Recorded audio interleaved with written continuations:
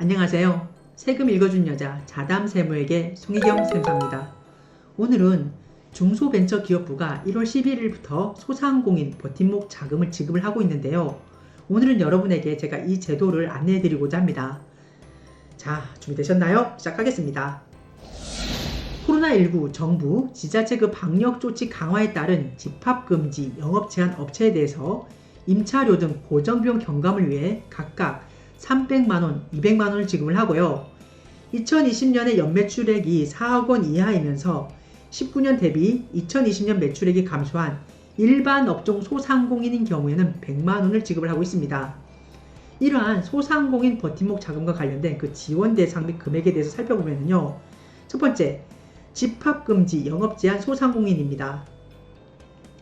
2020년 11월 24일 이후 중대본 지자체 방역 강화로 집합금지 또는 영업이 제한된 소상공인에게 각각 300만원, 200만원을 지급을 하는데요.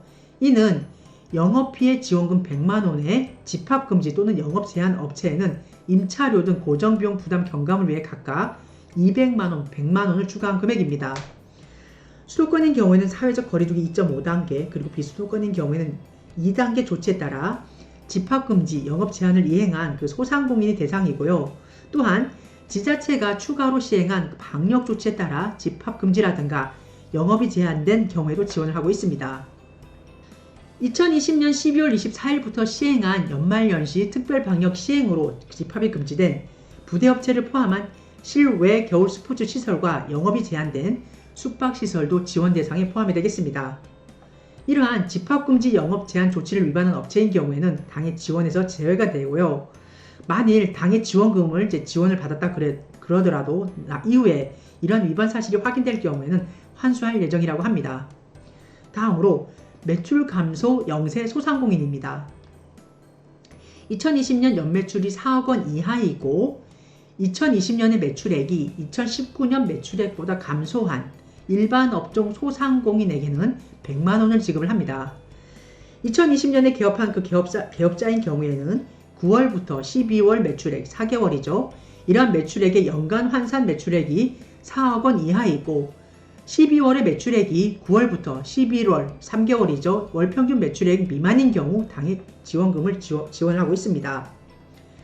집합금지, 영업제한 업종, 일반 업종 모두 2020년 11월 30일 이전에 그 개업자에 한해 지원을 됩니다. 이제 주의하셔야 되는데 2020년 11월 31일 이전 개업자, 즉 계속 사업자에 한해 지원을 하고 있습니다. 사익성 업종이라든가 부동산 임대업, 전문직 업종 등은 당해 소상공인 정책자금 융자에서도 제외가 되는 업종이기 때문에 당해 버팀목 자금도 지원을 받지 못하겠습니다. 다음으로 신청 및 지급 시기에 대해서 살펴보면요.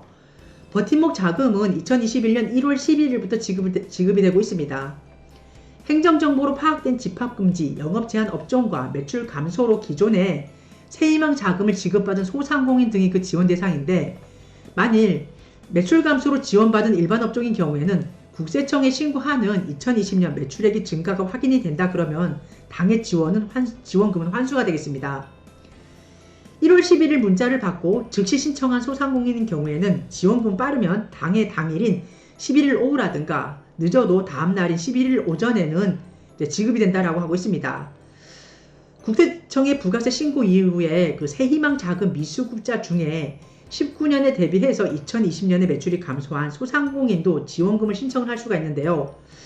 종전 부가세 신고 기한인 1월 25일까지 매출을 신고한 경우라면 빠르면 3월 중순에 당해 지원금 수령이 가능할 전망이고요. 만일 부가세 신고 기한이 연장이 됐잖아요. 이러한 부가세 신고 기한 연장에 따라 1월 25일 이후에 매출을 신고하는 경우에는 당해 소상공인에 대한 그 버팀목 자금 지급 시기는 다소 늦어질 수 있다라고 하고 있습니다. 다음으로 버팀목 자금 지원 대상 및 금액에 대한 그 요건에 대해서 철저하게 아주 자세히 살펴보도록 하겠습니다. 첫 번째 공통 요건입니다. 우리가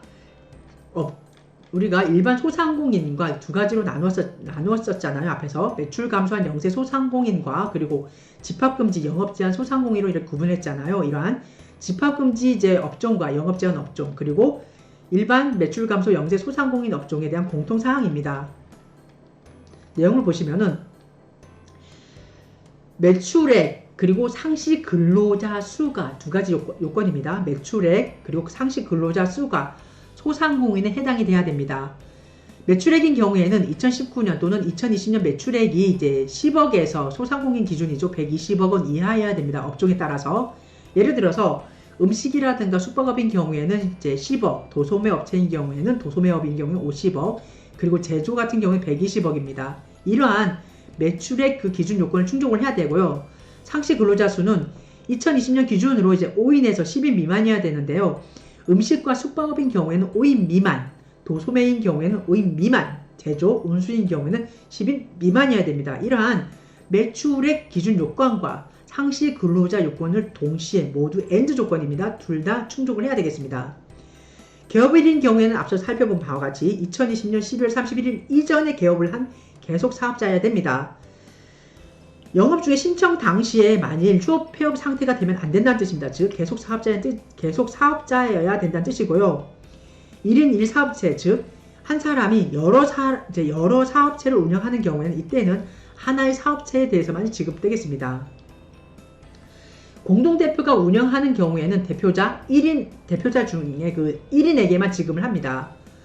다음으로 집합금지, 영업제한 그 업종에 대해서 이제 좀 더 살펴보면은요. 11월 24일 이후에 중대본, 지자체의 그 방역 강화로 집합금지 또는 영업이 제한된 소상공인에게 각각 300만원, 200만원 지급을 하는데요. 이때 그 방역 조치 강화란 수도권인 경우에는 거리두기 2.5단계, 그리고 비수도권인 경우에는 거리두기 2단계, 그리고 공통으로 연말연시 그 특별 방역을 이제 실시를 했잖아요. 그거에 대한 얘기입니다. 즉, 그 내용을 좀 더 자세히 살펴보면은요.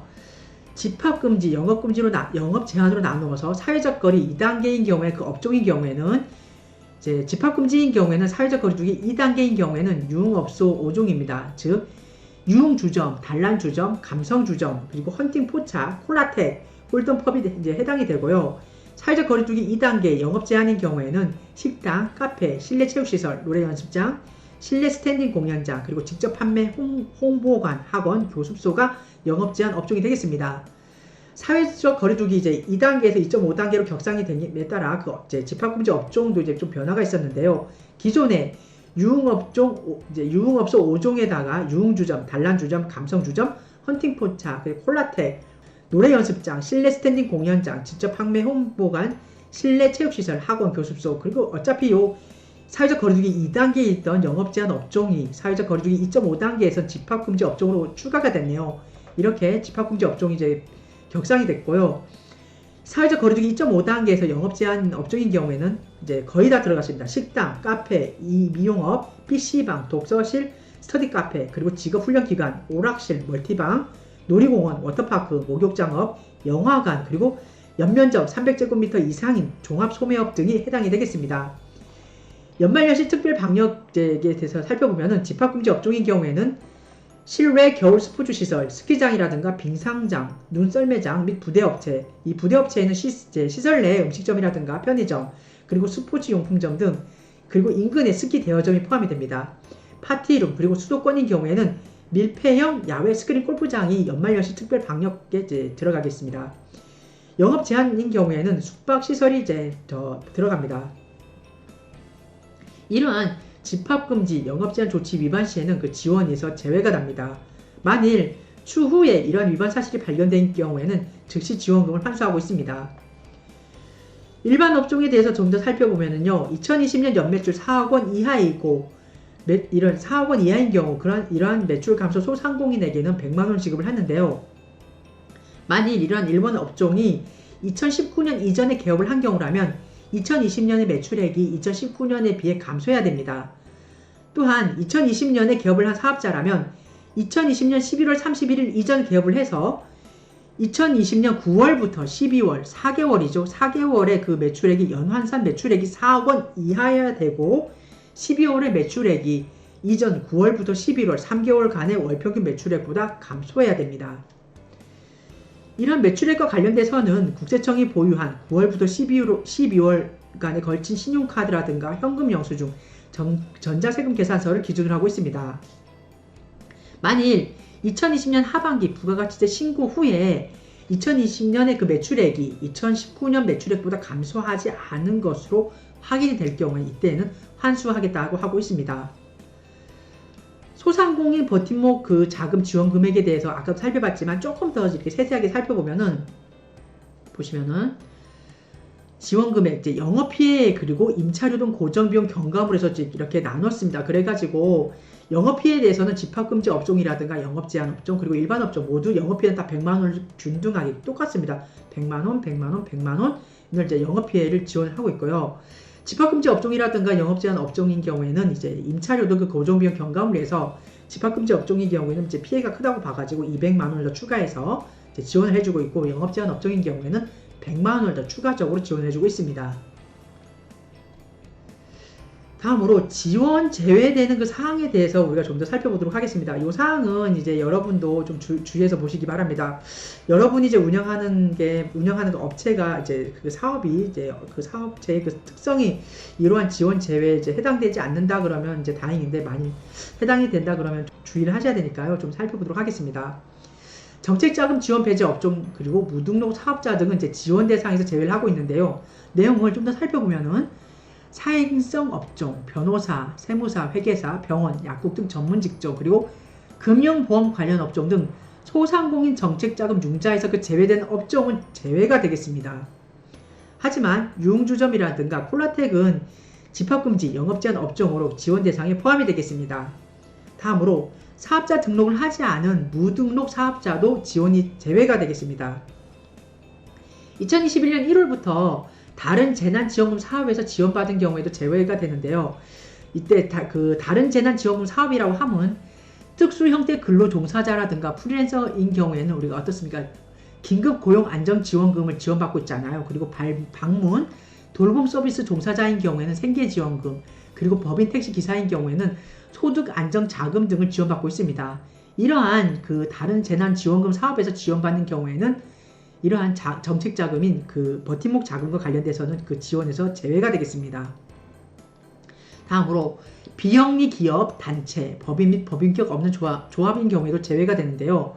하지만 사회적 기업 육성법 제2조 제1호에 따른 사회적 기업, 협동조합 기본법 제2조에 따른 협동조합 등 소비자 생활협동조합법 제2조에 따른 조합 등은 지급 대상이 되겠습니다. 다음으로 휴폐업 소상공인도 그 지원 대상에서 제외가 되는데요. 내용을 보시면 제도전 장려금을 수령한 소상공인인 경우 버팀목 자금 지원에서 제외가 되겠습니다. 만일 이러한 버팀목 자금과 관련돼서 중복해서 수급을 했다든가 부정수급을 했던 경우라면 나중에 환수 조치가 된다라고 하고 있습니다. 이상에서 오늘은 중소벤처기업부가 보도한 소상공인 버팀목 자금과 관련된 그 내용을 이제 살펴보았습니다. 소상공인 276만 명에게 지급되는 굉장히 큰 규모의 그 지원금입니다. 이 지원금과 관련돼서 혹시나 여러분이 운영하고 있는 그 사업체가 이 지원 대상에 포함이 된다 그러면 그때에는 이제 이 자금에 대한 그 정책적 배려를 받으시기 바랍니다. 이상의 내용이 여러분에게 많은 도움이 되었으면 좋겠습니다. 감사합니다.